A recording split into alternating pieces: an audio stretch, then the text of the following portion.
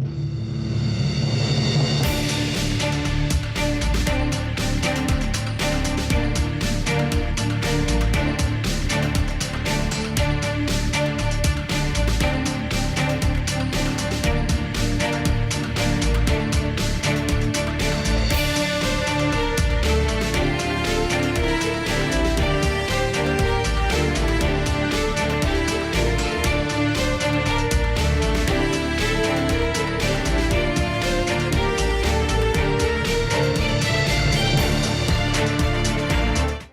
Cordier, welcome to Montgomery Weekend Review.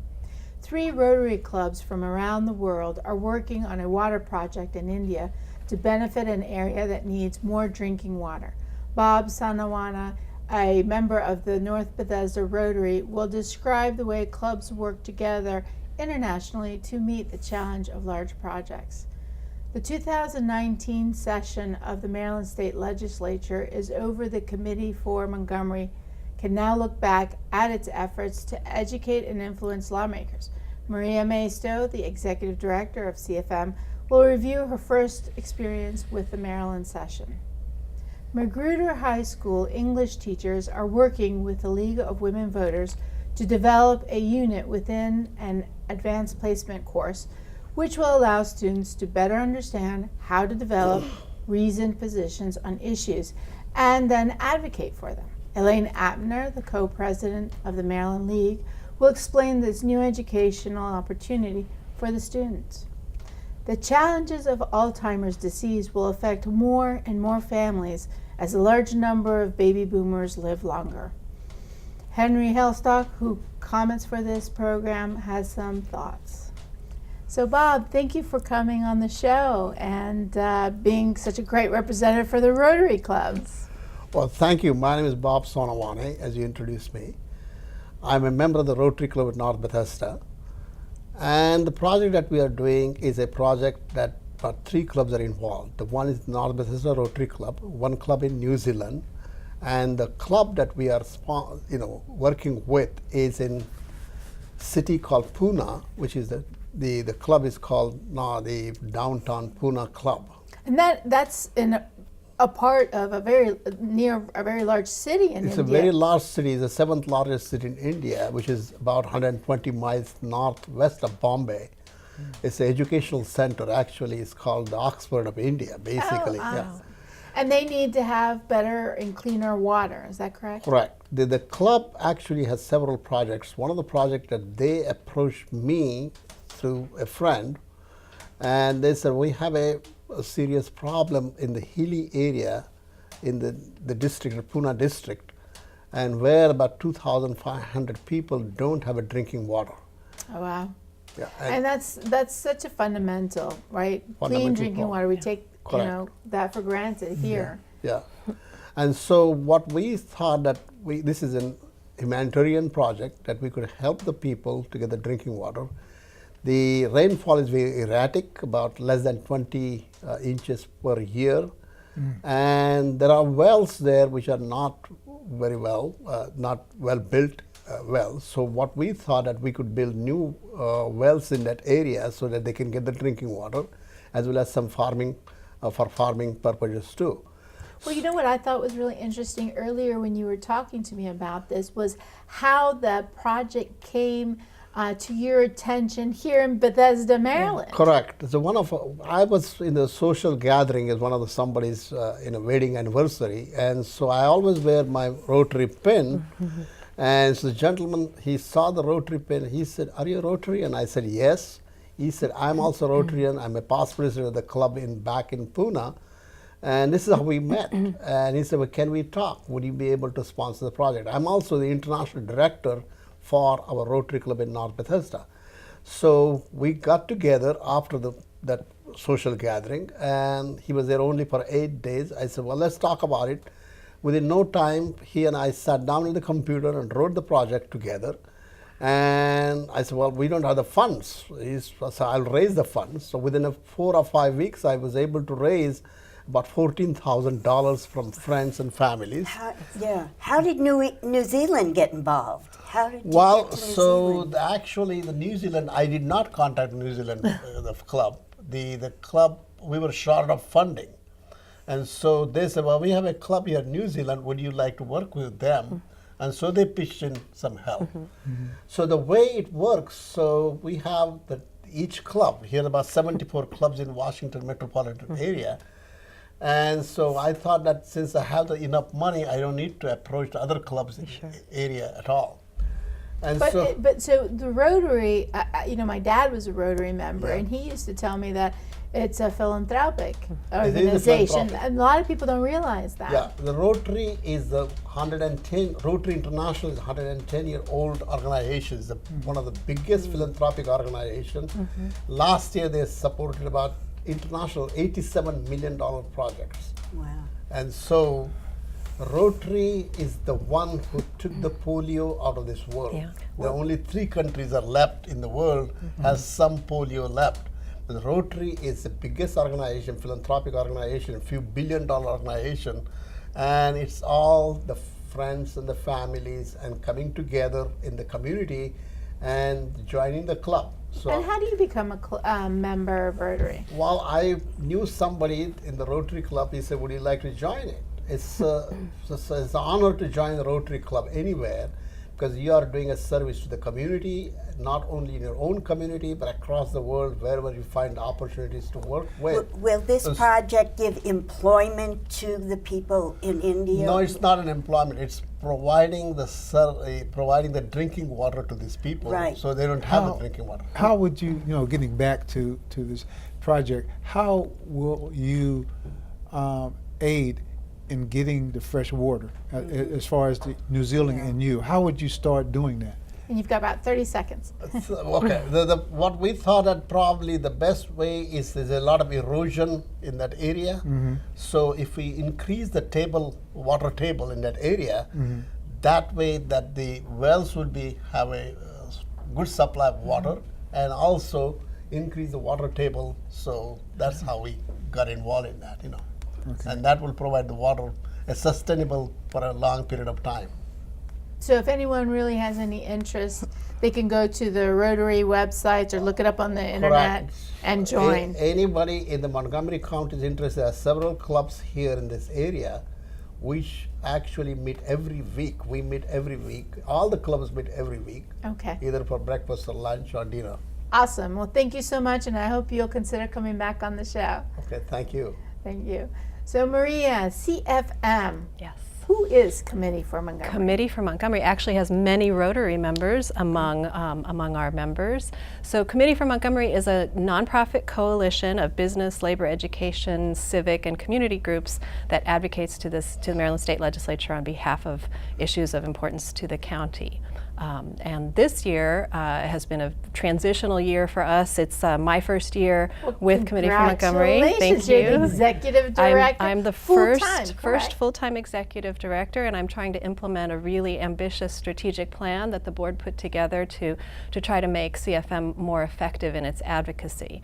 And part of that strategic plan has been to focus on one issue in a little bit more depth than has been the tradition in the past. And this year we focused on the Kirwan Commission on Innovation and Excellence in Education, which has been in the news. And Well, we've had quite a few guests, all Yeah. of them talking about the Kirwan Commission and how it may affect Montgomery County. What is your takeaway from this past session? Well, it was a session that did not lack for drama, that's for sure, from the very beginning when they decided to defer all of the discussion of funding to the following year. And then the actual bill, the actual legislation called the Blueprint for Maryland's Future, which embodied the recommendations of the Kirwan legislation, didn't drop until mid-session. And then all of a sudden there was an enormous amount of activity, and we were testifying and talking to legislators and working with other advocacy groups. So there was quite a lot of activity, even though the funding question was not quite being addressed yet. So. I'll be honest with you, knowing a number of the players in Annapolis, I knew that, and I told you that the funding will not be fully disclosed until next year as far as how they would do it, what they would take from it. And that's going to be a heated discussion for a long period of time. And that's why they couldn't cover it this year. Right. Everyone in Annapolis is really on board with the Kirwan report because they feel it's basically needed. But the big issue is how to fund it. So ultimately, any legislation when it comes to funding is what could actually make it succeed or kill it. Yes, Right, Because absolutely. where the money's coming from, how it's going to be distributed is usually a heated discussion. Right. What, from your experience and what you've seen from this past session, what are the ups and downs that you see coming for next year? Well, I'll start with the ups. I think that the delay actually gave all of us some time to really consolidate our information and start working, over the summer to really address the questions in depth. So I think that that's going to give us a really good heads up on the next session. But of course, the issues are going to be fraught. The questions are going to be about whether there are going to be new taxes, what kinds of new sources of revenue are going to be possible, and every community is going to have different perspectives, and part of what we would like to do is ensure that the most vulnerable sectors of our population, both in Montgomery County and in the rest of the state, have their needs met, while also funding it responsibly and sharing the responsibility across the state. So how do you get community involved in terms of this effort that you're doing?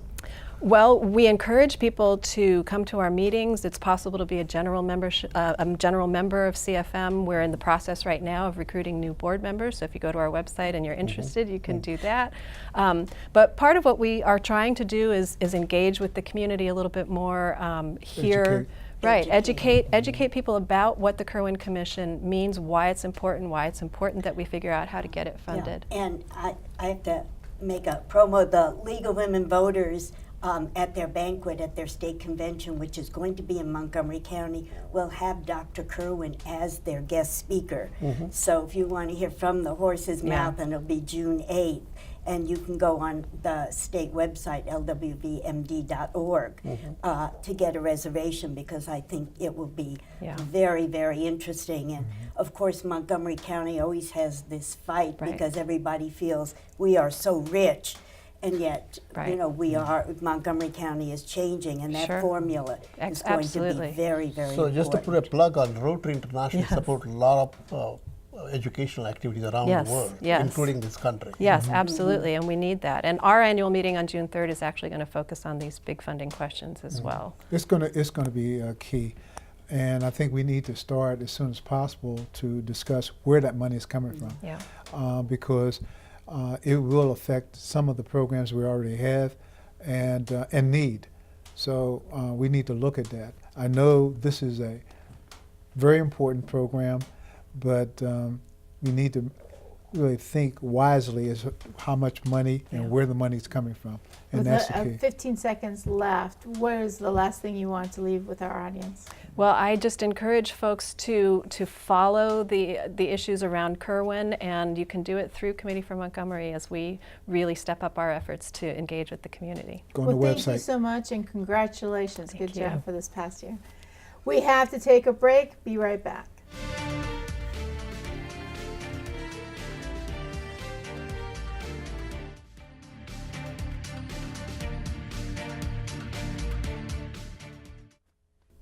And we're back.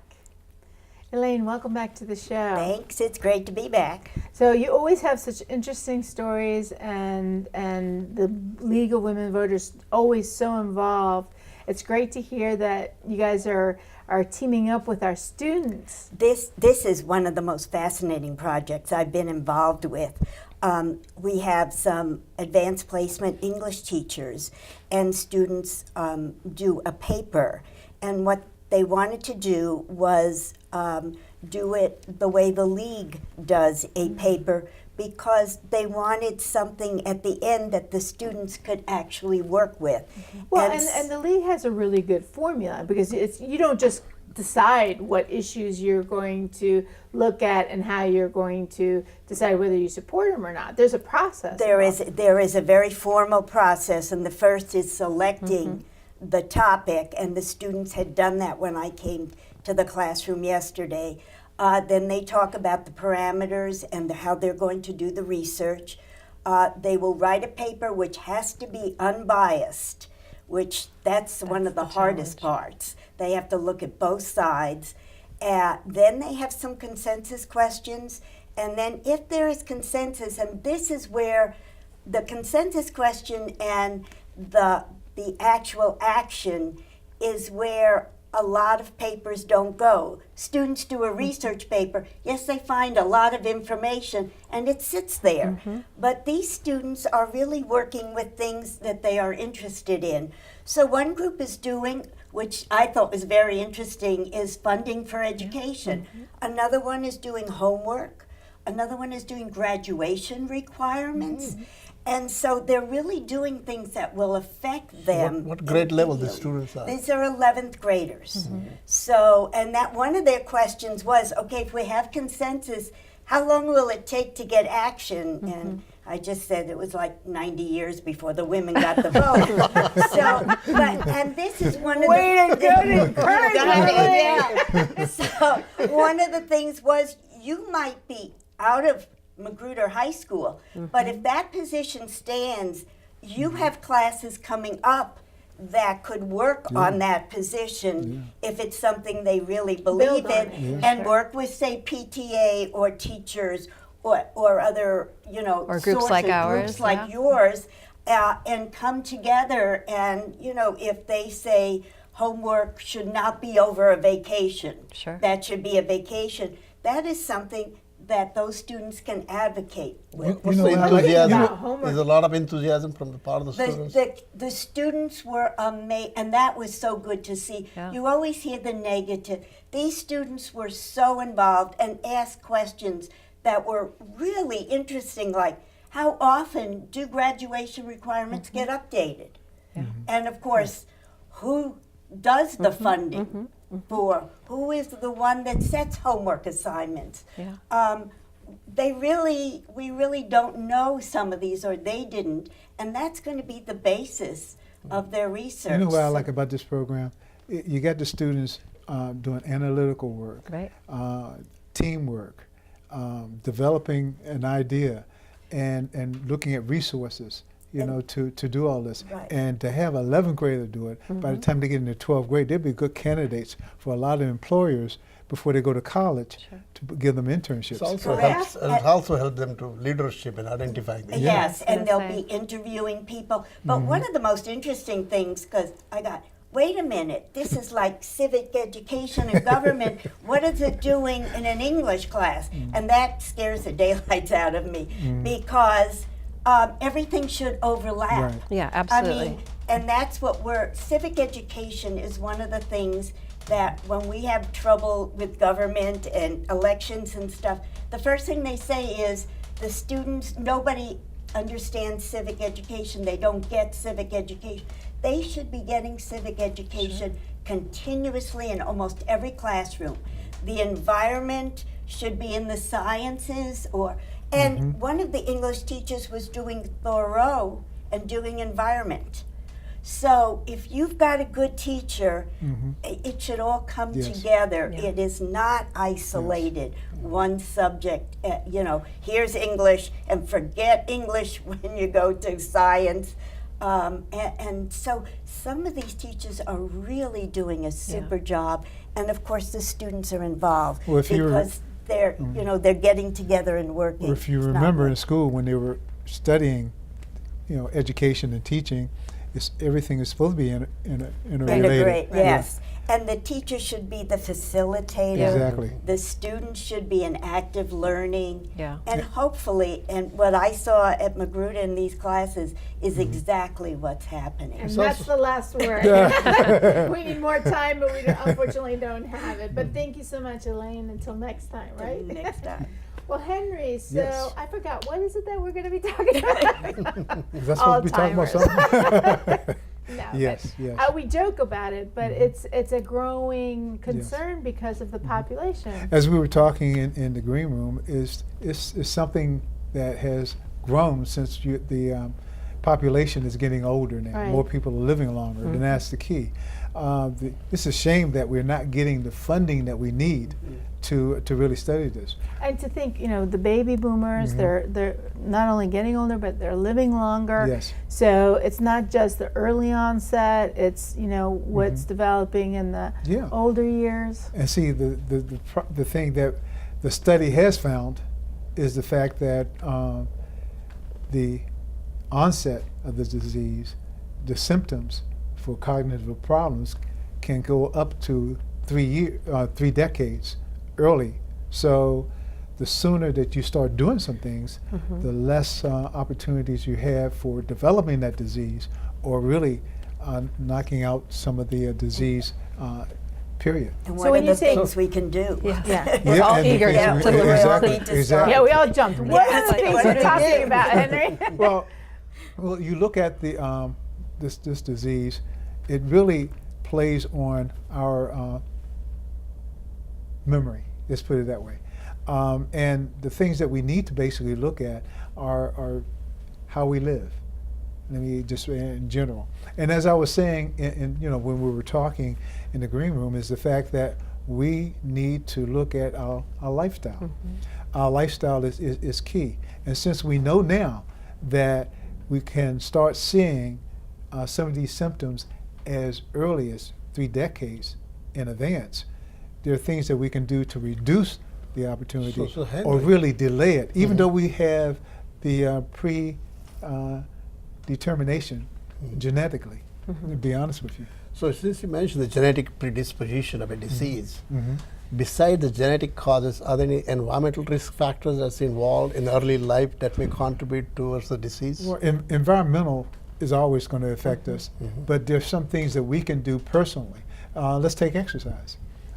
If we have a regimen of exercising 2 to 3 times a week, that will help.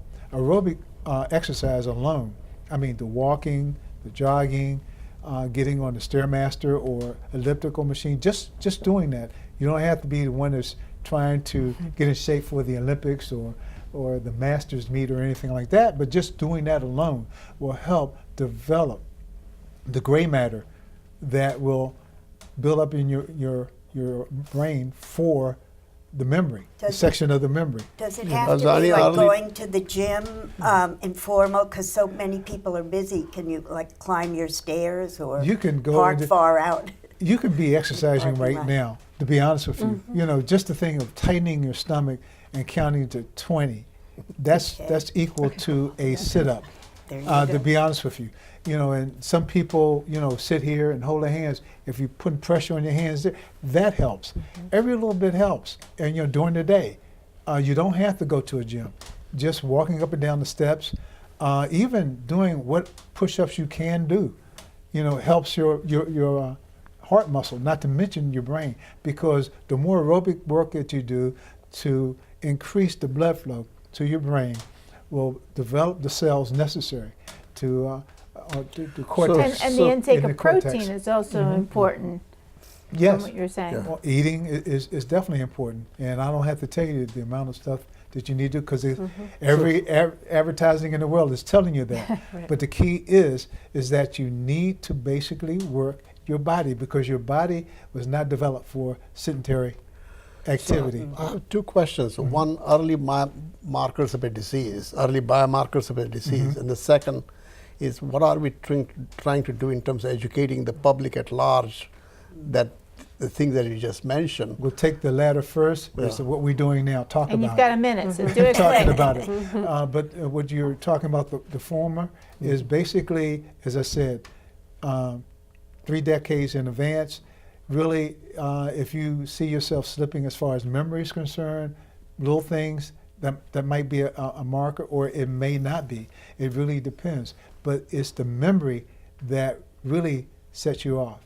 I go downstairs, well, see, first of all, I play football, so So you got I 30 had seconds, concussion. Henry. But, going down the stairs, forgetting what you went down there for, okay? Or basically starting to a conversation, then forgetting what you were basically initially talking about in the beginning. Just those little things. And it just start building up you'll be surprised. And sleep. let me mention sleep, at Oh, least 7 hours. We'll have to save that for the next time. So be aware, be educated, and exercise. It's always exercise.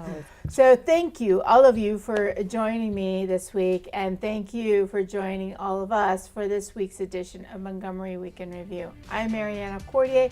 Please join us next week at the same time.